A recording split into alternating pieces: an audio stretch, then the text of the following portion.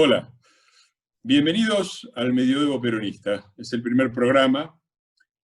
Estamos en la República Feudal de Peronia, semana 32 del año 2020, el año de la cuarentena, en la 20ª semana de cuarentena. Como todos saben, la República Feudal de Peronia es un país muy patriótico, que a falta de un día nacional, de una fiesta nacional, tiene dos: 25 de mayo y el 9 de julio. El 9 de julio, precisamente, el anterior presidente, Mauricio Macri, puso un tuit.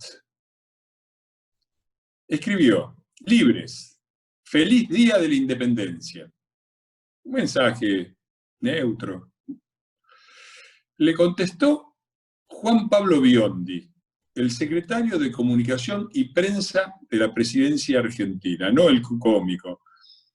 Otro Biondi, Juan Pablo Biondi, un funcionario de la presidencia argentina.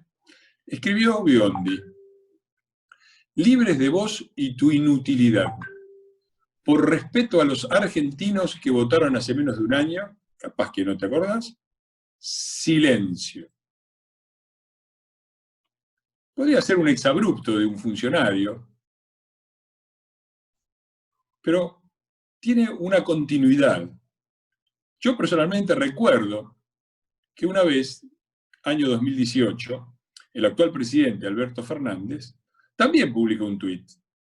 La gente está aterrada con que pase nuevamente lo del corralito. Agosto del 2018, el actual presidente de la Nación agitando en las redes un corralito. Y yo le contesté: cero posibilidad. Los depósitos están creciendo. Y mientras sea gente como vos, Diego Brancatelli y Luis Delía, los que promuevan un corralito, la posibilidad es menos que cero. ¿Qué me contesta el actual presidente de la Nación? ¿No te parece a esta altura que deberías llamarte a silencio después del sinfín de imbecilidades que dijiste a lo largo de estos años? Esto me contesta el presidente, el moderado, el conciliador, y aparece de nuevo esta frase, ¿no? Esta idea de llamarte a silencio, que nos lleva directamente: ¿para qué andar dando vueltas entre virreyes y funcionarios de la corona cuando se detiene a mano la propia reina, Cristina Kirchner, que en la época, en la semana de la marcha de repudio al asesinato de Nisman, dijo textualmente: a ellos les dejamos el silencio, siempre les gustó el silencio. Silencio, llamate a silencio.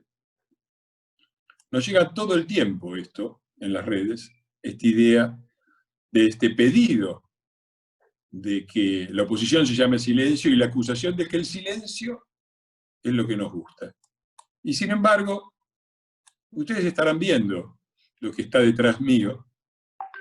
Es el obelisco, se ve solamente una parte, y hay un cartel arriba que dice: el silencio es salud. Muchos identifican esa frase con la dictadura. Pero no fue la dictadura, fue en el año 74, y el que lo puso ahí fue López Rega. Y fue un mensaje de la AAA que estaban haciendo, que se estaba organizando, a quienes repudiaban esas políticas de persecución. No es una casualidad que ese cartel haya sido atribuido a la dictadura. Y sin embargo sucedió durante un gobierno peronista. Porque eso pasó con muchas cosas. Sucedió también con los primeros exilios, las primeras listas negras, Beto Brandoni, Federico Lupi, Nacha Guevara, Mercedes Sosa, muchos de los que después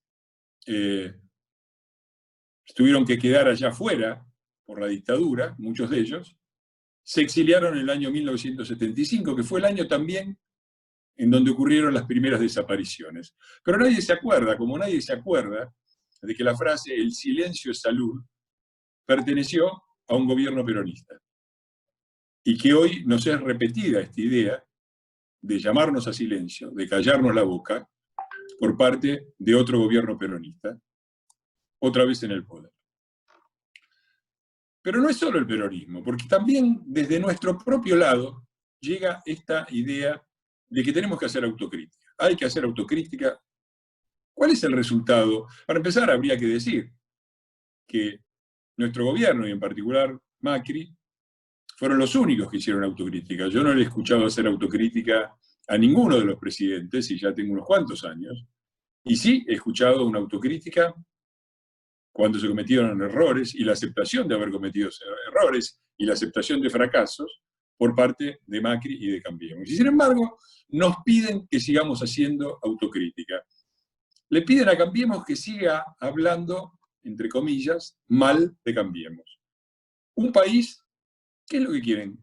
Un país en el cual el peronismo habla mal de la oposición y la oposición habla mal de la oposición.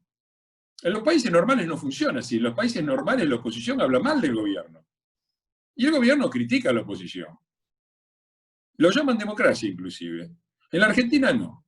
En la Argentina parece que la condición de la democracia es que todo el mundo hable mal de la oposición, la propia oposición incluida, mientras el gobierno sigue hablando mal de la oposición en vez de ocuparse de gobernar.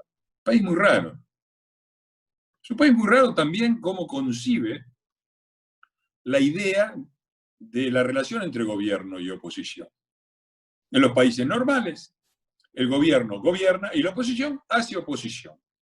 Eso lo llaman democracia, eso parece ser lo que funciona. En la Argentina no. En la Argentina asume la oposición, por decirlo así, un gobierno no peronista, como fue el de Cambiemos, y la oposición no hace oposición. La oposición se transforma inmediatamente en el club del helicóptero. Planifica golpes parlamentarios, derribando sesiones regulares, le tira 14 toneladas de piedras a la policía, se opone sistemáticamente, apenas huele el poder y pasada la luna de miel, se opone sistemáticamente a todo intento de aplicar las reformas que son tan necesarias para nuestro país. El Club del Helicóptero. El Club del Helicóptero que hizo que desde 1928, Alvear, hasta el año pasado, 2019, Mauricio Macri, pasaran 91 años y fuera el de Cambiemos y el de Macri el primer gobierno civil no peronista que termina su mandato.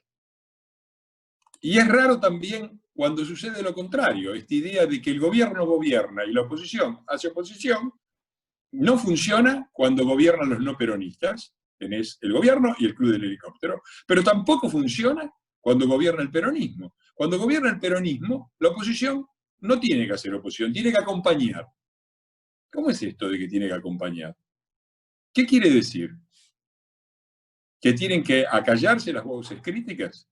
¿Qué quiere decir? ¿Que hay que llamarse a silencio? ¿Qué quiere decir? ¿Que el silencio es salud?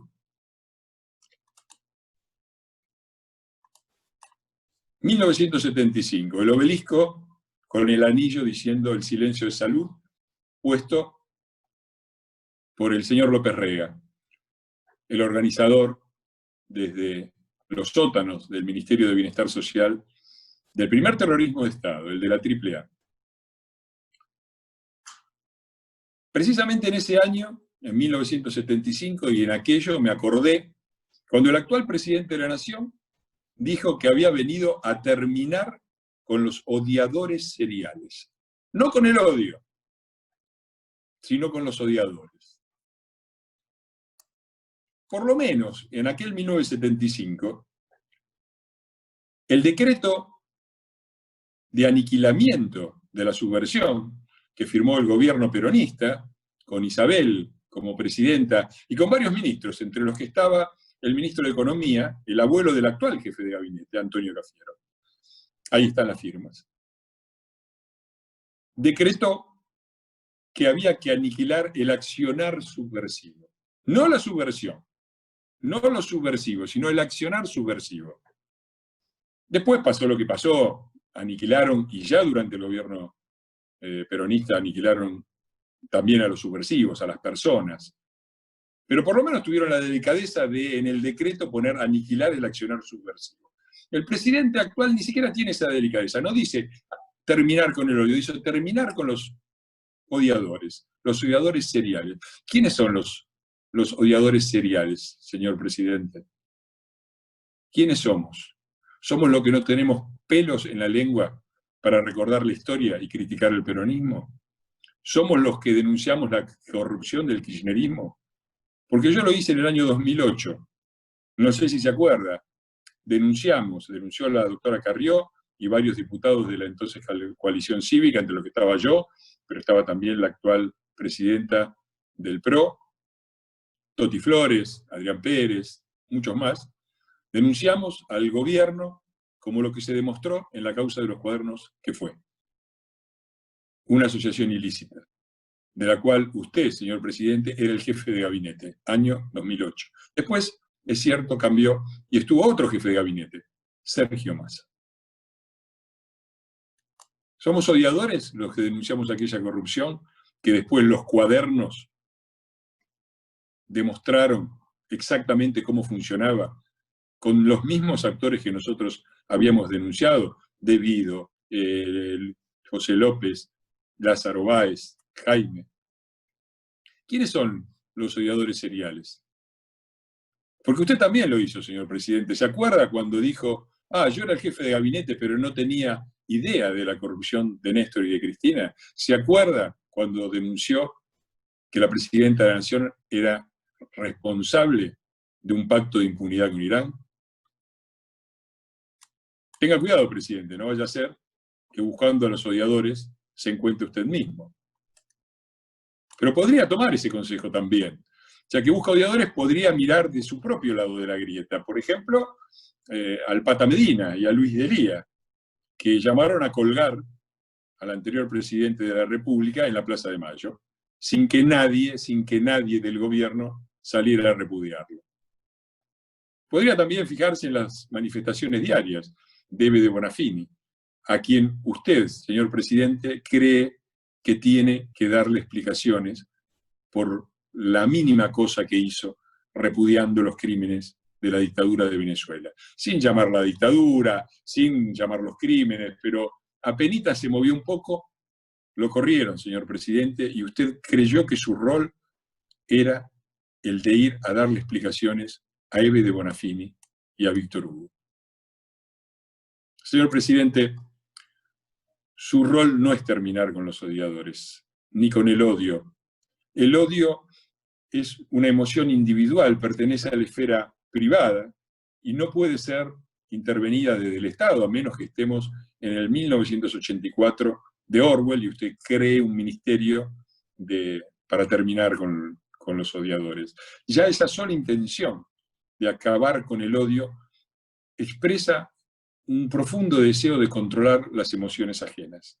No es ese su rol, señor presidente. Su rol es respetar la Constitución, respetar las leyes, dejar de insultar a la oposición y dejar de avanzar con un plan de impunidad vergonzoso que ha tenido en estos días la expresión en un intento de reformar la justicia para garantizar no solo la impunidad a corto plazo, mientras estén en el poder, sino la impunidad a largo plazo, cuando se vayan del poder, creando una corte adicta.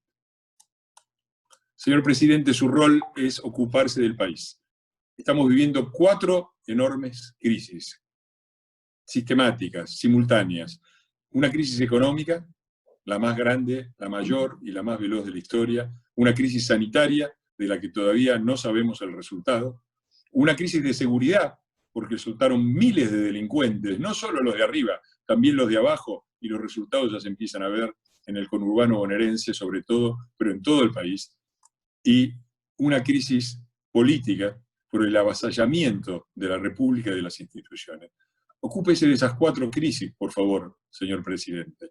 Y ocúpese en serio, porque hasta ahora lo que percibimos todos es que su gobierno tiene solamente 4 ministerios, que no tienen casi nada que ver con esa crisis. El Ministerio de la Propaganda, el Ministerio de la Impunidad, el Ministerio de la Venganza y el Ministerio de la Cuarentena. Ocúpese de las crisis, señor presidente. Gobierne. Gobierne, presidente, porque para eso lo votaron los que lamentablemente lo votaron. Seguimos en el medioevo peronista, lamentablemente. No te vayas.